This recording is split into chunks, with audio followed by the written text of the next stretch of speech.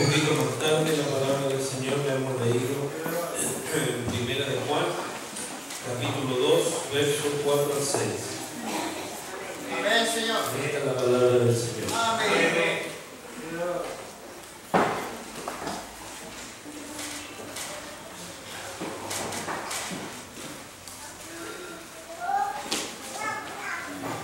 La leemos nuevamente para que entremos en el contexto de la palabra del Señor. Dice: el que dice yo le conozco y no guarda sus mandamientos, el tal es mentiroso y la verdad no está en él. Leemos nuevamente lentamente.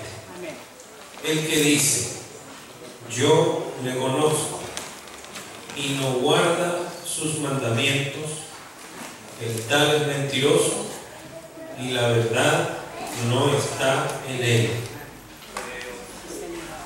Pero el que guarda su palabra, en este verdaderamente el amor de Dios se ha perfeccionado. Por esto sabemos que estamos en él. El que dice que permanece en él debe andar como él anduvo. Que el Señor nos bendiga. Sus mandamientos. Usted sabe que en el monte Sinaí a Moisés se le dieron lo que se le denomina los 10 mandamientos. Los 10 mandamientos.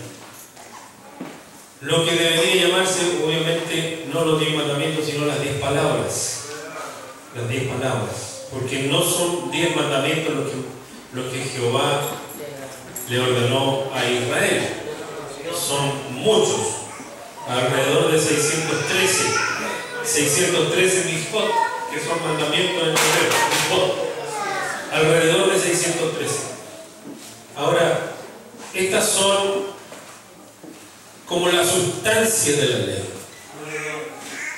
Esto es como, por decirlo así, la médula de la ley.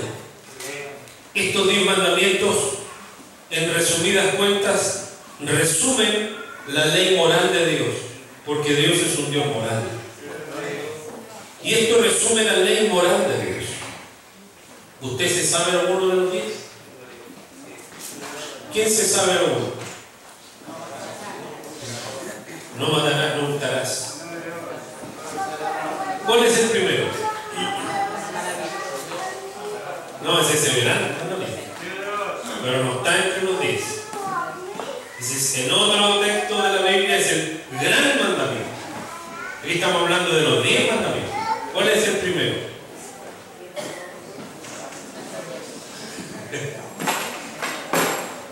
No tendrás dioses ajenos delante de mí. ¿Sí o no? No tendrás dioses ajenos delante de mí. Son 10 los mandamientos. Ahora esos 10 mandamientos que Dios prescribió a Moisés en el monte Sinaí,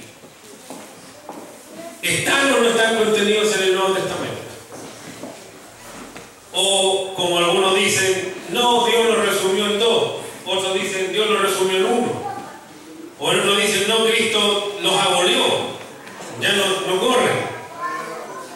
Por lo tanto, podemos matar, podemos robar, podemos deshonrar al papá y la mamá, podemos hacer lo que quieran. Total, Cristo los abolió. Hay gente que dice que mal entiende lo que Cristo dijo. No he venido para abrogar la ley, sino para cumplirla. Ah, no, el Señor la cumplió, y si Él la cumplió, y yo creo en Él, yo la cumplí. No es así. Que Dios nos ayude. El que guarda sus mandamientos, el que dice yo le conozco, y no guarda sus mandamientos, el tal es mentiroso, y la verdad no está en él. La verdad refiriéndose a Jesucristo. La verdad refiriéndose no a una palabra de verdad, sino a la verdad como sustancia. a la verdad viva, Amén. que es Jesucristo. Amén. Amén. ¿Ya? Y estos 10 mandamientos ¿están o no están contenidos en el Nuevo Testamento? ¿Los pasó Jesús o no los pasó? ¿Los entregó nuevamente a través de sus apóstoles? ¿A través de los evangelistas o a través de las cartas que escribió Pablo, que escribió Santiago, que escribió Judas, que escribió Juan? Que Dios nos bendiga. ¿Estarán contenidos o no estarán contenidos? Que Dios nos bendiga. Sí están contenidos. Pero no se los voy a decir. No, así se los voy a decir en parte. Por ejemplo, no les voy a decir todo para que usted también llegue a su casita y no llegue a tirar los zapatos pesados, estos zapatos duros y se ponga la chalupa, tome tecito y se acueste. Sino que para que llegue a meditar en esto en la semana, para que llegue a su casa y comience a buscar los 10 mandamientos, pero en el Nuevo Testamento. Que Dios nos ayude, que Dios nos bendiga. Por ejemplo, a ver, en Éxodo 20 y en Deuteronomio 5 están los mandamientos del monte Sinaí. En Éxodo 20 y en Deuteronomio 5 se vuelven a repetir. Ahí están contenidos los 10 mandamientos. ¿Ya? El primer mandamiento, ¿quién ha encontrado Éxodo 20? ¿Quién ha encontrado Éxodo 20? Ya. Germancito, lee el primer mandamiento. No tendrás dioses ajenos delante de mí. No tendrás dioses ajenos delante de mí. Ese es el primer mandamiento. Éxodo 23 o Deuteronomio 5, verso 7, que es lo mismo. ¿Ya? En Deuteronomio se vuelven a recordar. Busque a alguien, 1 de Timoteo 2:5. 1 de Timoteo 2, verso 5. Amén. ¿Qué dice? Porque hay un solo Dios y un solo mediador entre Dios y los hombres, Jesucristo hombre. Hay un solo Dios. Es decir, confirma lo que el primer mandamiento en el monte Sinaí declaró. No tendrás dioses ajenos delante de mí. Aquí confirma, hay un solo Dios. Un solo Dios. El segundo mandamiento habla de idolatría, ¿no? Leamos el segundo mandamiento que está en Éxodo 20, del 4 al 6. Del 4 al 6. ¿Quién lo lea? Léalo. No te harás imagen ni ninguna semejanza de lo que está arriba en el cielo, ni abajo en la tierra, ni en las aguas debajo de la tierra.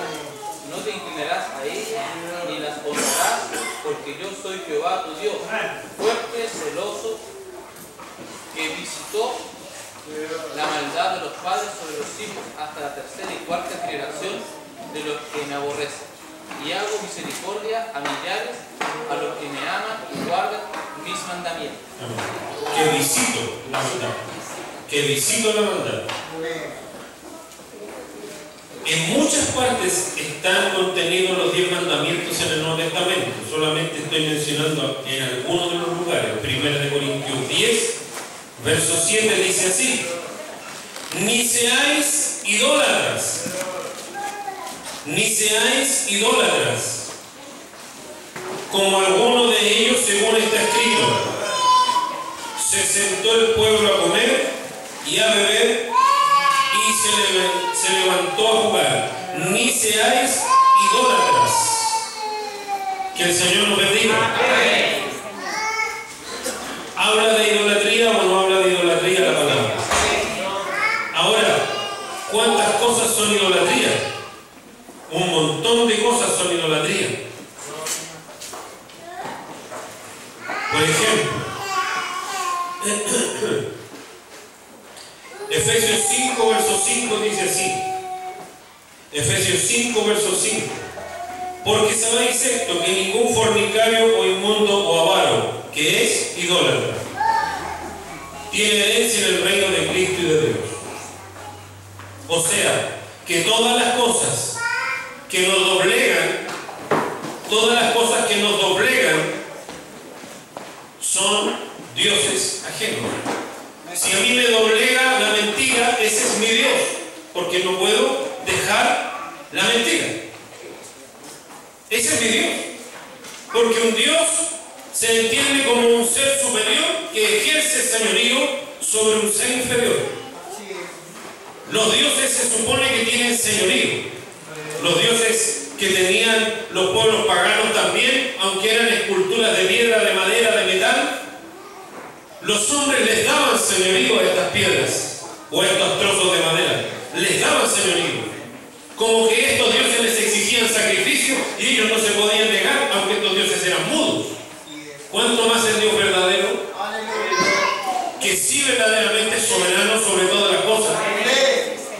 Que sí es dueño absoluto de todo lo que existe. Y que sí nuestra vida y todo lo que somos le pertenece a Él. Que Dios nos bendiga. Por lo tanto, todo lo que nos doblegue o a todo aquello a que nos doblegamos que no es Dios, es idolatría. Si yo me doblego ante, por decirlo así, ante el robo, no puedo dejar de robar, estoy doblegado. Eso es un ídolo, es un Dios para mí. Me exige y yo obedezco. No puedo vencer, obedezco. Por eso la idolatría está penada también en el Nuevo Testamento. Es decir, ese mandamiento traspasó al Nuevo Testamento. Porque sabéis esto, que ningún fornicario o inmundo o avaro que es idólatra tiene herencia en el reino de Cristo y de Dios. Que el Señor nos bendiga. Hay muchas referencias más, pero esa es una de las más directas, digamos. Éxodo 27 es el siguiente mandamiento.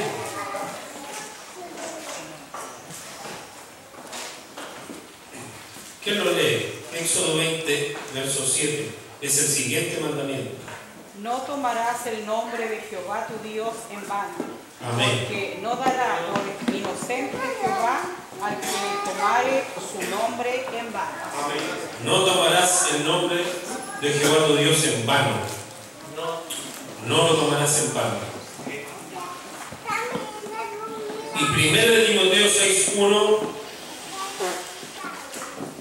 dice así: todos los que están bajo el yugo de esclavitud tengan a sus amos por dignos de todo honor, para que no sea blasfemado el nombre de Dios y la doctrina. Es decir, que por muchas causas el nombre de Dios puede ser blasfemado, o sea, tomar a Dios en vano, tomar a Dios como un Dios que no está mirando, no está viendo, no está pensando y puedo hacer lo que quiera, pero no va a hacer nada. El nombre de Dios no tiene peso para mí. Que Dios nos guarde. Amén. Que Dios nos ayude. Amén. A ver, Santiago 5:12. Santiago 5, verso 12. Dice de la siguiente manera: pero sobre todo, hermanos míos, no juréis ni por el cielo, ni por la tierra, ni por ningún otro juramento. ¿Por qué no se debe jurar? Porque no voy a cumplir. Cristo dijo que no había que jurar ni siquiera por el cielo, porque es el trono de Dios. No debo jurar ni siquiera por mi cabeza, porque no puedo hacer blanco negro un solo pelo que tengo en la cabeza. Que el Señor nos ayude. Y Romanos 2:24, ¿qué es lo que dice? Romanos 2:24. ¿Qué es lo que dice? Solo para que veamos que los mandamientos están contenidos en el Nuevo Testamento. Romanos 2:24 dice: porque como está escrito, el nombre de Dios es blasfemado entre los gentiles por causa de vosotros. Es decir, que por culpa mía, que por culpa suya, que por culpa de nuestro corazón no arrepentido, que por culpa de nuestro corazón endurecido, que por culpa de nuestra desobediencia, los que no conocen a Dios blasfeman el nombre de Dios.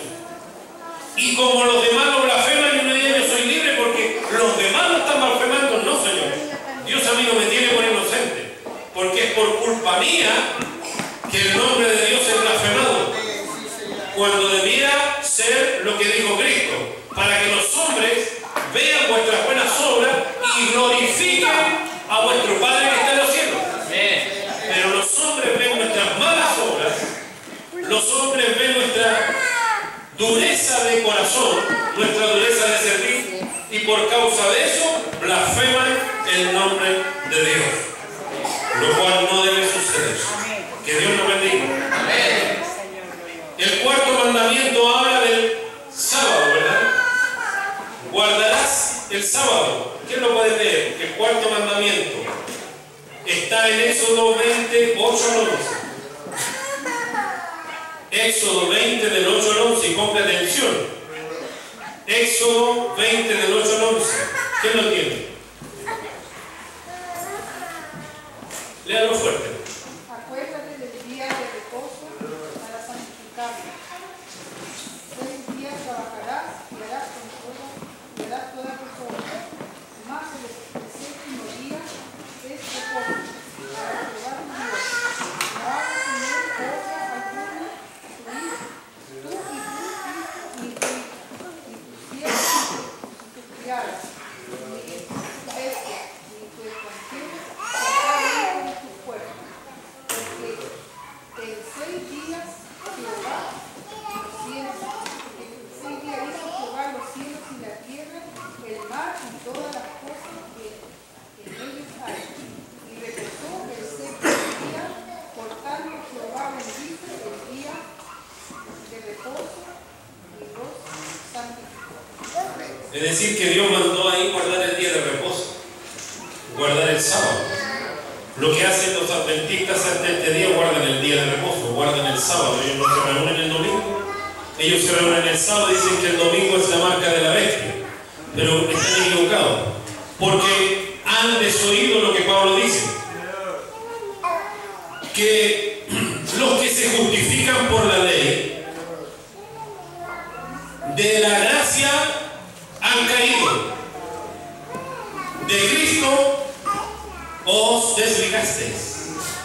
Porque fíjese que la primera infección que entró en el cristianismo cuando Pablo predicaba el Evangelio era que los judíos convertidos querían que los gentiles guardaran la ley, y entre eso querían que se circuncidaran los hombres y querían que guardaran el día de reposo. Y Pablo llega a decir: nadie os juzgue a los gentiles en comida, en bebida, en días de fiesta, luna nueva o días de reposo, lo cual eran todas fiestas judías. Y los judíos decían: ¿ustedes por qué no guardan las fiestas solemnes? ¿Y ustedes por qué no guardan el día de reposo? ¿Y ustedes por qué no se circuncidan? Y Pablo les tiene que decir: no. Los que se justifican por la ley de la gracia han caído. De Cristo se desligaron. ¿Por qué no debo guardar el día de reposo yo los sábados, por ejemplo? ¿Por qué no tengo que guardar el sábado, aunque es el cuarto mandamiento? Porque en el Sinaí era una ley legal, era un mandamiento legal. No necesitaba fe el israelita para vivir según la ley, sino que tenía que hacerlo. Pero en el Nuevo Testamento estamos hablando del Espíritu de vida en Cristo Jesús, me ha librado de la ley del pecado y de la muerte. Por lo tanto, el día sábado está contenido en el Nuevo Testamento. Sí está contenido, pero no para guardar un día en específico, como el sábado. Porque en Hebreos 4, del 1 al 10, dice de la siguiente manera: temamos pues no sea que permaneciendo aún la promesa de entrar en su reposo, ¿cómo Dios tiene una promesa de un reposo si ya Israel guardaba el reposo? Porque Israel guardaba la figura del verdadero reposo. Israel guardaba la similitud, lo que anunciaba el verdadero reposo. Pero lo que Israel guardó, no entró Israel en el verdadero reposo de Dios. Por eso Dios reservó otro día, reservó otro reposo, como lo explica Hebreos. Porque también a nosotros se nos ha anunciado la buena nueva como a ellos, pero no les aprovechó el oír la palabra, por no ir acompañada de fe en los que lo oyeron. Pero los que hemos creído, entramos en el reposo. De la manera que dijo: por tanto juré en mi ira, no entrarán en mi reposo. Se lo aunque las obras suyas estaban acabadas desde la fundación del mundo, porque en cierto lugar dijo así del séptimo día, lo que decía el mandamiento, ¿verdad? Del séptimo día, dice, y reposó Dios de todas sus obras el séptimo día. Y otra vez aquí no entrarán en mi reposo. Por lo tanto, puesto que falta que algunos entren en él, y aquellos a quienes primero se les anunció la buena nueva, no entraron por causa de desobediencia, es decir, aunque los israelitas guardaban todos los sábados el Shabbat, no estaban en el verdadero reposo de Dios. Otra vez determina un día. ¿Cuál día? Otro día. ¿Por qué está hablando de otro día? Porque no es el Shabbat el verdadero reposo. Y ahora Dios exige en el nuevo pacto. En el nuevo pacto hay un reposo, pero no corresponde a un día de la semana. Es mayor que un día de la semana. Hoy diciendo después de tanto tiempo por medio de David, como se dijo, si oyeres hoy su voz, no endurezcáis vuestros corazones. Sigo leyendo más abajo. Por tanto queda un reposo para el pueblo de Dios.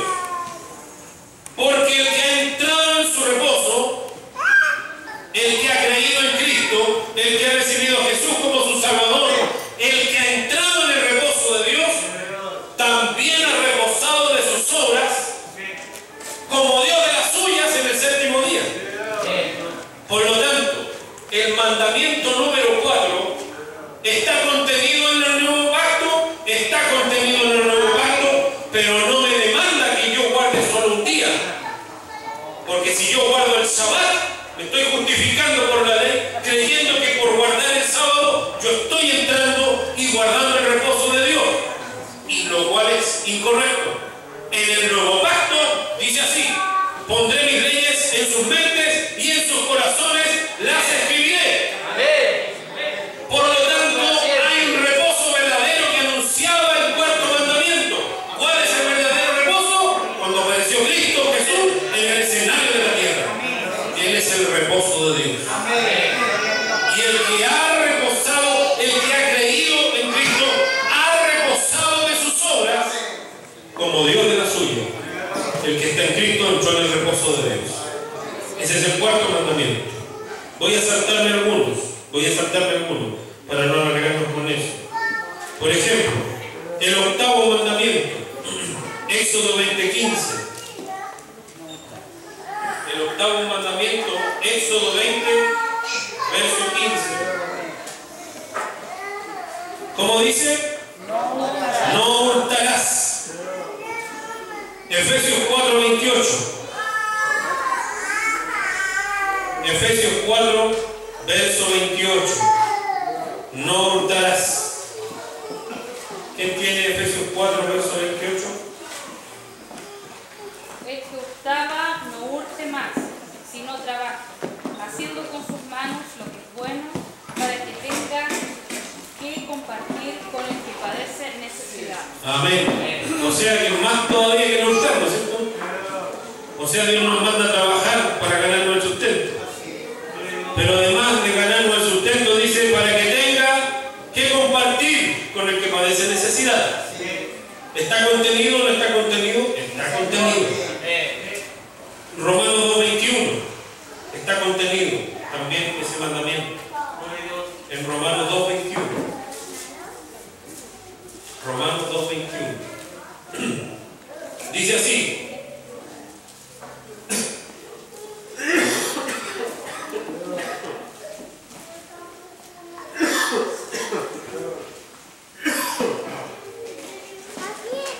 Perdón, ese corresponde a otro, ¿no? Estaba mirando el de arriba. No. Eso está arriba. Eso habla del nombre del Señor. El noveno, Éxodo 20:16. Éxodo 20:16, ¿cuál es ese mandamiento? No hablarás contra tu prójimo falso testimonio. ¿Qué es lo que quiere decir eso? ¿Qué es lo que es un falso testimonio?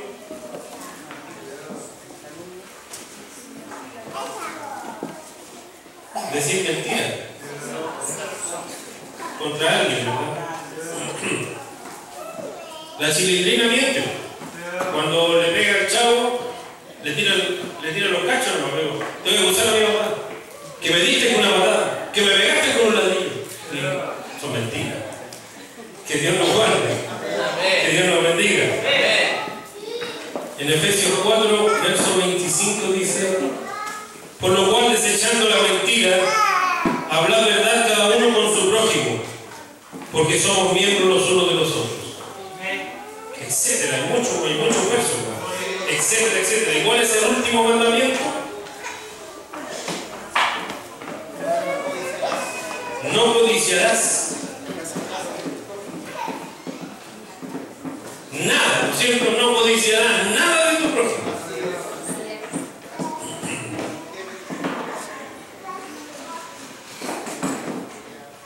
Primera de Corintios 10, verso 6 dice más: estas cosas sucedieron como ejemplo para nosotros, para que no codiciemos cosas malas como ellos codiciaron. Cristo también habla de la mujer, ¿verdad? Del adulterio, pero ahí también está metida la codicia. Oíste que fue dicho: no adulterarás. Mas yo digo que cualquiera mira a una mujer y la codicia en su corazón, ya adulteró con ella. Mira a una mujer para codiciarla y adulteró con ella en su corazón. Que el Señor nos ayude. Amén. Que el Señor nos bendiga. Amén. Y el que dice que, ¿cómo decía la palabra ahora? ¿La que hemos leído?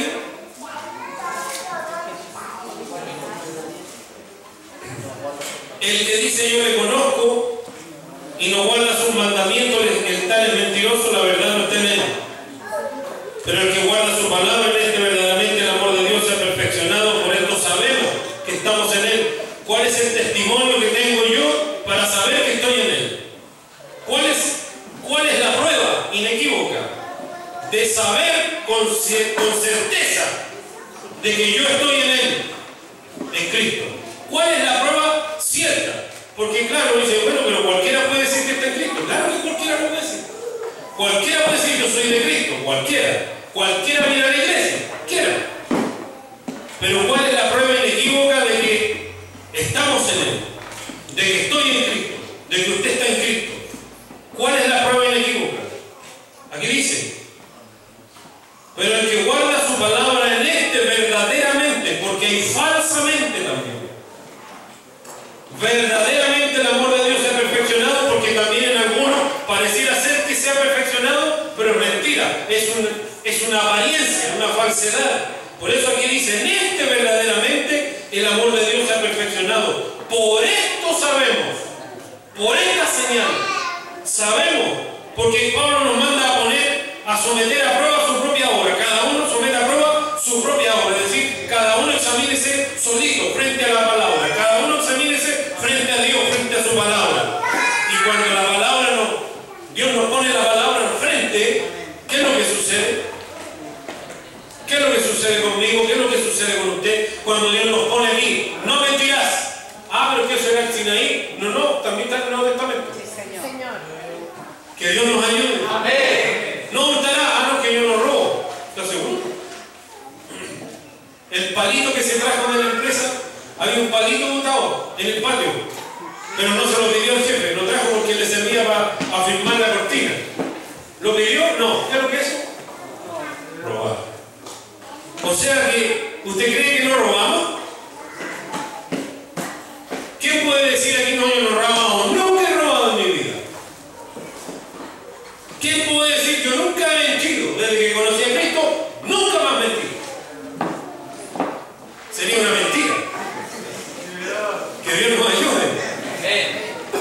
¿Quién puede decir, es mentiroso o no? Es mentiroso el segundo. Que Dios nos ayude. Es decir, que ninguno de nosotros puede decir yo nunca he mentido, yo nunca he robado, y ninguno puede decir yo nunca he adulterado. ¿Puede decir algún hombre? ¿Nunca ha mirado a una mujer que no es la suya? ¿O en la playa usted contempla las puras nubes? ¿Usted se preocupa de jugar paleta? No. Una paleta. No puede decir. Y el que lo diga, Ya dijo que era mentiroso. Así que no le creo. Que Dios nos bendiga. Amén. Que Dios nos guarde. Amén. Bendito sea el Ahora, nombre del Señor. ¿quién nos puede librar de esto? Que Dios nos ayude. Amén. Dice la Escritura en 1 Juan 2:2 que Él es la propiciación por nuestros pecados. Y no solamente por los nuestros, sino también por los de todo el mundo. Él es la propiciación. ¿Qué es lo que es una propiciación? Es alguien que acudió a nosotros y nos fue propicio. Es decir, propicio, ¿qué quiere decir? Actuó a tiempo. Actuó justo en el momento preciso. Y se puso a favor nuestro, no en contra nuestra, como Cristo lo declaró, porque el Hijo del Hombre no ha venido a condenar al mundo, sino para que el mundo sea salvo por Él. Que Dios nos bendiga, que Dios nos guarde. La Escritura también dice, el que dice que permanece en Él debe andar como en alguno, ¿no es cierto? Lo que terminamos de leer.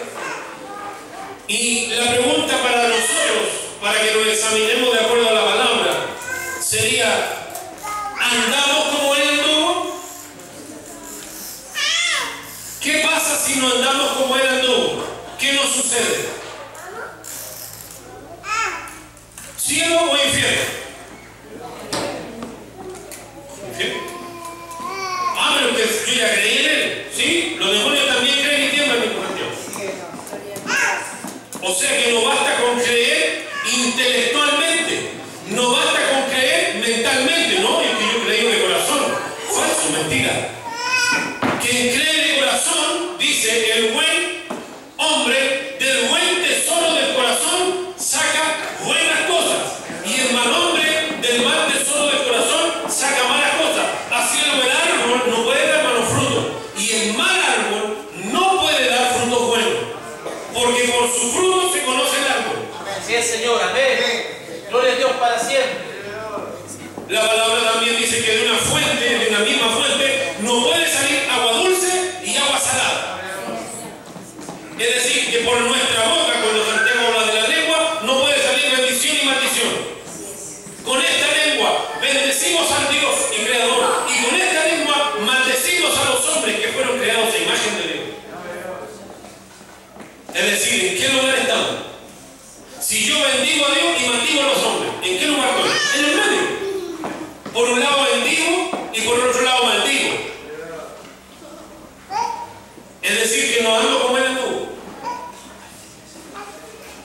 Que Dios nos ayude. Amén. ¿Qué nos impide andar como Él? ¿Qué cree usted que nos impide andar como Él? Porque si yo le pregunto y usted me responde sinceramente en esta noche, ¿es fácil o es difícil andar como Cristo?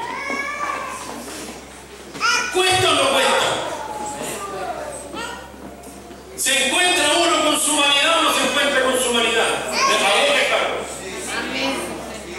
¿Cuesta simplemente no mentir? ¿O no cuesta? No, yo no miento, claro, no contará cuentos. Porque uno solo cuenta cuentos, que como el cuento que fue a comprar chorito en perro. Y que los choros le echaron a chorito. Tremendo cuento. Mentira. Cuentero. ¿Ya? Pero para Dios no hay mentira grande ni mentira chica. Para Dios no hay adúlteros grandes ni adúlteros chicos. Para Dios no hay fornicarios grandes ni chicos. Para Dios no hay ladrones ni ladroncitos.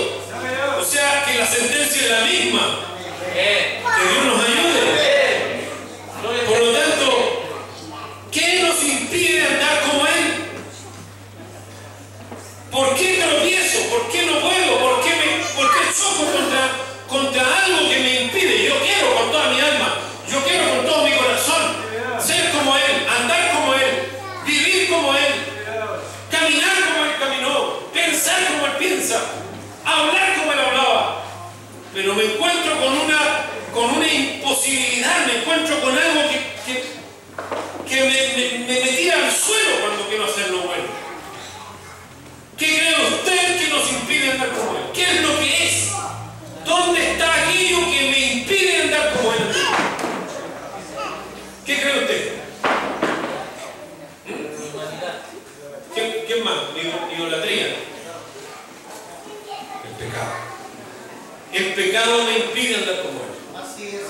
Porque Él vino a salvar a los pecadores. Él cargó el pecado sobre sí, pero en Él no había pecado. En Él no había pecado. Sin pecado, sin mancha, sin contaminación. Pero a mí, que quiero andar como Él, que escucho la palabra y me dice, si no guardas tus mandamientos, eres mentiroso, la verdad no está en ti.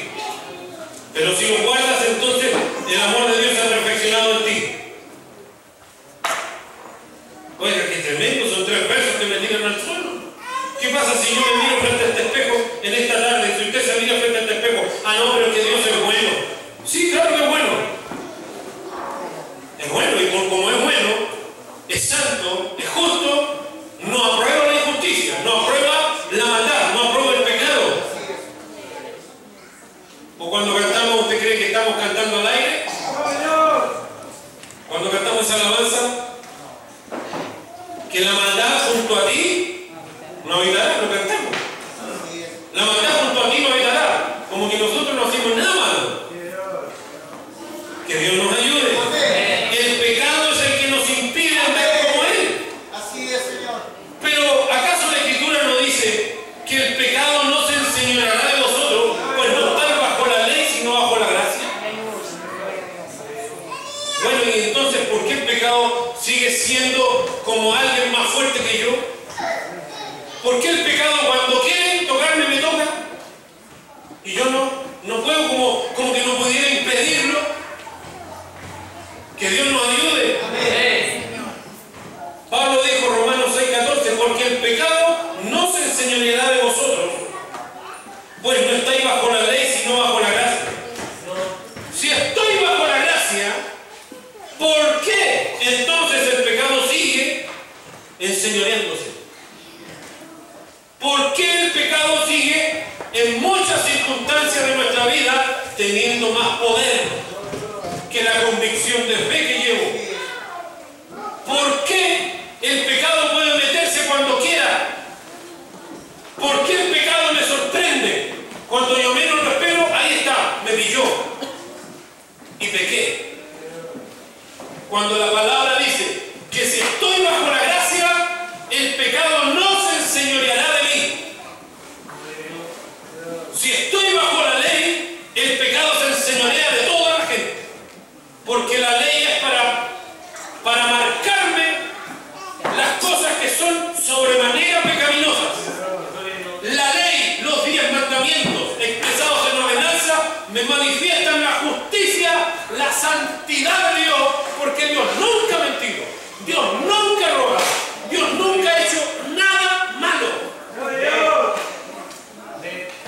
Y Cristo también nunca hizo nada malo, ni hubo engaño en su boca, incluso fue por sus méritos que nunca pecó. Es decir, tuvo la virtud, el poder y la gloria para no pecar. Pero usted me dirá, bueno, pero que Cristo vino sin pecado. Y cualquiera que no tenga pecado dentro no peca. Bueno, Adán también fue formado sin pecado. Adán también Dios lo formó sin pecado. Pero Adán quiso que el pecado entrara en él. Y a Cristo no fue la serpiente que le dijo ninguna lisonja menor, sino que la serpiente también tentó a Jesús. Y la serpiente le dijo, que es diablo, el Satanás, le dijo a Jesús con mayor énfasis, con mayor ímpetu. Y lo tentó en el desierto con mayor fuerza que a ti. Porque una sola frase bastó para tentar a Adán y Eva. Pero a Cristo tuvo que decirle varias, y varias, y varias. Y ni con eso logró que Cristo comiera de la desobediencia. Y el pecado no se enseñoreó de Jesucristo. Y a mí se enseñorea de mí y de usted, ¿o no? Cuando quiere, ¡bum!, se mete. Y pecó. ¡Ay, perdemos a Jesucristo el justo! Muy bien, vamos a la rodilla, pedimos perdón.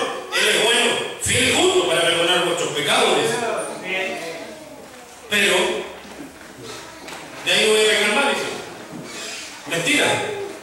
Porque Juan nos descubre, nos dice, el que dice que no tiene pecado, tal es mentiroso. Y como es mentiroso, doblemente pecador. Porque pecó y dice que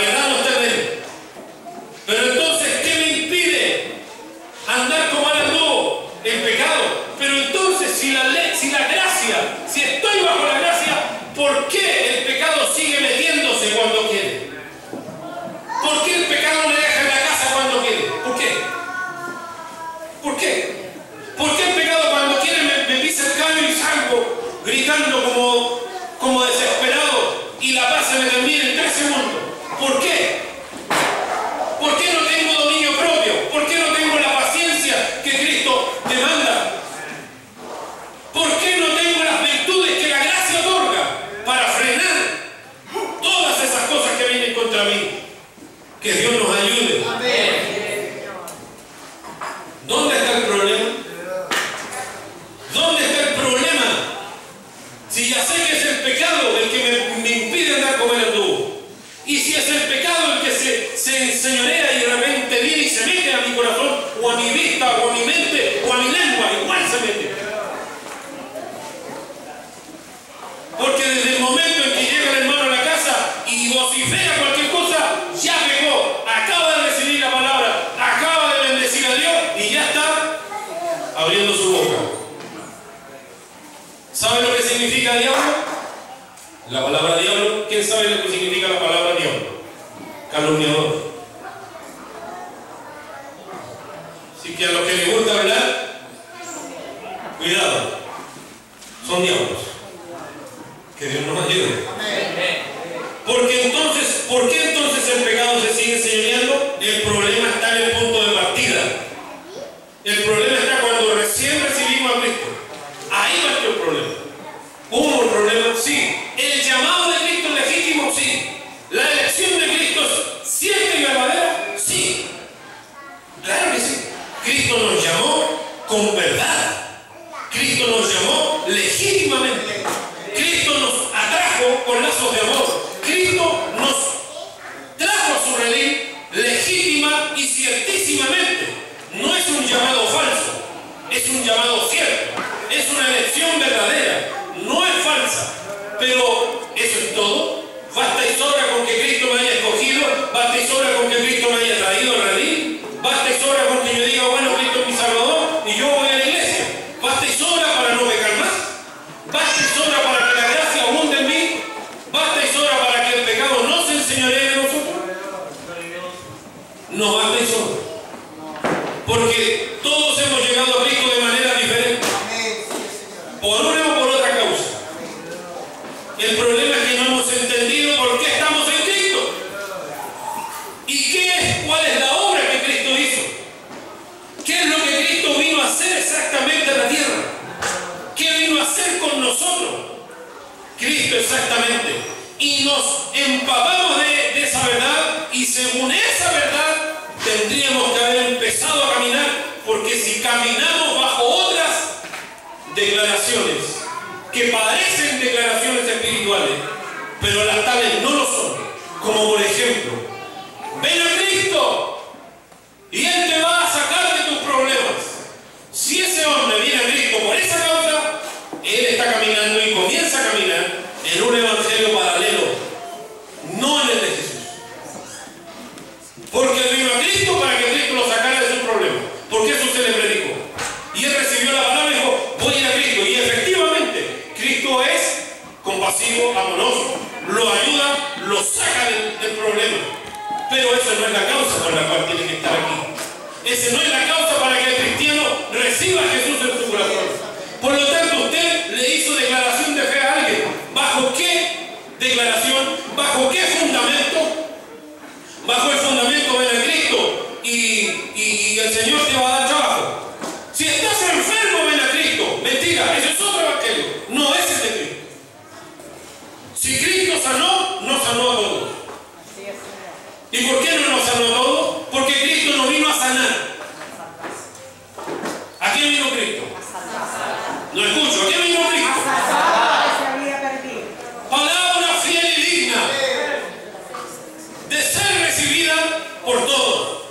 Que Cristo Jesús vino al mundo a salvar a los pecadores. Punto. Ese es el evangelio de Jesús. Si te da trabajo o no te da, no es ni corresponde al evangelio. Si te sana o no te sana, no corresponde al evangelio de Jesús. Si yo llegué aquí, es que yo llegué enfermo y le dije al Señor, si tú me sanas te serviré. Y el Señor lo sanó porque Él es bueno.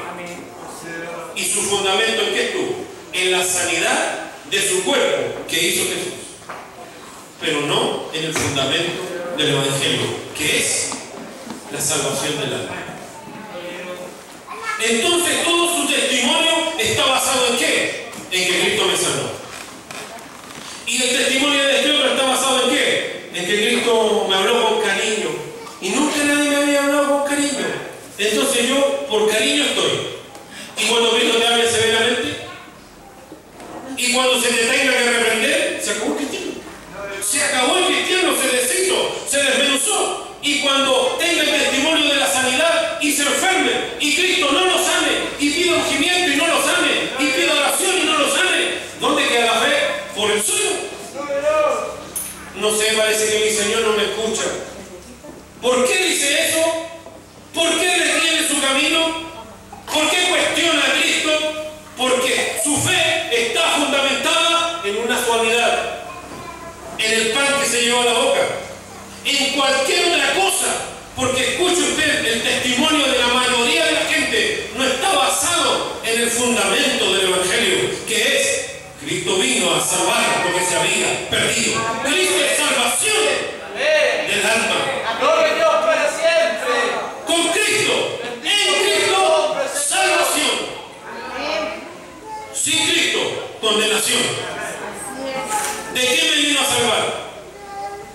Porque si usted no le dice a la gente de qué Cristo lo vino a salvar, es como que, por ejemplo, yo llego a la casa de Rodrigo y le digo: Rodrigo, toma, ahí está el remedio, tómatelo. Y Rodrigo me dice: ¿qué voy a tomarme esta cuestión? Ya lo sé que sí, porque es mi pastor. Pero va a pescar la caja y va a guardar el remedio. Van a pasar 20 años. Y de repente se le va a detectar una enfermedad y el médico le va a recetar el mismo remedio. Porque hace 20 años que la tienes. Y se va a echar la memoria para atrás y se va a recordar que un día vino alguien y le entregó un remedio de una enfermedad que no sabía que tenía. De una enfermedad que no sabía que tenía. Ahora, si yo vengo a usted y le digo: fíjese que usted tiene cáncer terminal y este es el remedio para el cáncer, ¿se va a tomar o no se va a tomar el remedio? Porque la obra del Espíritu Santo no es que yo hable lengua, Señor. No, Señor. La obra del Espíritu Santo, aunque eso son manifestaciones del Espíritu, no es que yo haga sanidades. No, esos son manifestaciones del Espíritu y fueron dadas para provecho de la iglesia. Pero eso no es la obra fundamental del Espíritu Santo. La obra fundamental del Espíritu Santo es lo que Cristo declaró: que el Espíritu de Dios convencerá al mundo. ¿De qué? De pecado, de justicia y de juicio. ¿Y por qué me tiene que convencer de pecado? ¿Por qué? Porque soy un pecador, porque estoy perdido, porque si Cristo no me salva, me voy al infierno. Ah, pero va a haber un infierno donde Dios es tan bueno. Eso es porque usted no conoce a Dios, porque usted conoce el cuento que le han dicho de Dios. Usted conoce la historieta que ve en la tele de Dios, pero no conoce al Dios vivo. Y el Dios vivo no es solo puro amor, es amor, pero también es fuego consumidor. Así es, Señor.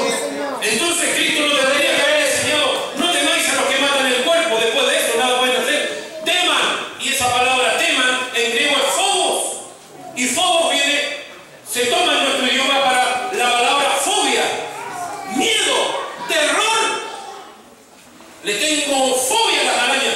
La persona ve una araña y sale arrancando. Le tiene fobia a los ratones y parece que se descompone. Es una fobia, es un terror. Bueno, Cristo está ocupando esa palabra para decir: teman con terror a aquel que puede quitaros la vida y echar vuestro cuerpo y vuestra alma al infierno. Entonces, ¿de qué me vino a salvar Jesucristo? ¿De qué me vino a librar? Yo sé de qué me vino a librar, ¿o no? ¿De qué me vino a librar? ¿De qué? ¿No? ¿De qué me vino a librar? No. ¿De qué me vino a librar? Del infierno. Cristo me vino a librar del infierno. Cristo me vino a librar del infierno. Usted y yo íbamos derecho para el infierno. Derecho. No había ni una excusa para no ir allá. Ninguna. No es que yo fui buen padre. No hay excusa para con Dios.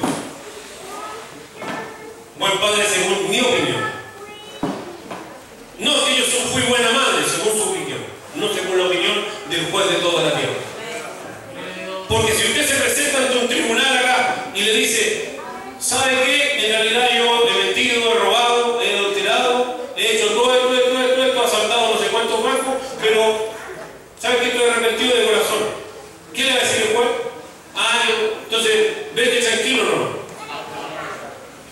Su condición de juez lo va a obligar a dar sentencia.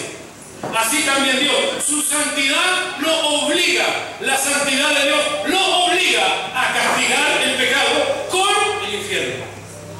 Con el infierno. La condenación de Dios no es un barrote, no es una cárcel con barrote. La condenación que Dios da al pecado y a la maldad es el infierno. Por lo tanto, todos íbamos derecho al infierno. Sin excusa ante Dios. ¿Por qué? Porque si yo quería justificarme, Dios me decía, ¿has mentido? Sí, entonces eres mentiroso. Según la ley, muerte. Y entonces yo iba caminando y decía, pero que Señor, yo aquí y yo allá. Y el Señor me iba a decir, ¿has robado? No, nunca. Sí, una vez, pero eso fue cuando era chico. Ladrón, ¿qué dice la ley? Muerte. No había excusa. No hay excusa para con Dios. No había oportunidad. Íbamos todos derecho al infierno. Y Cristo, ¿qué es lo que hace? Interviene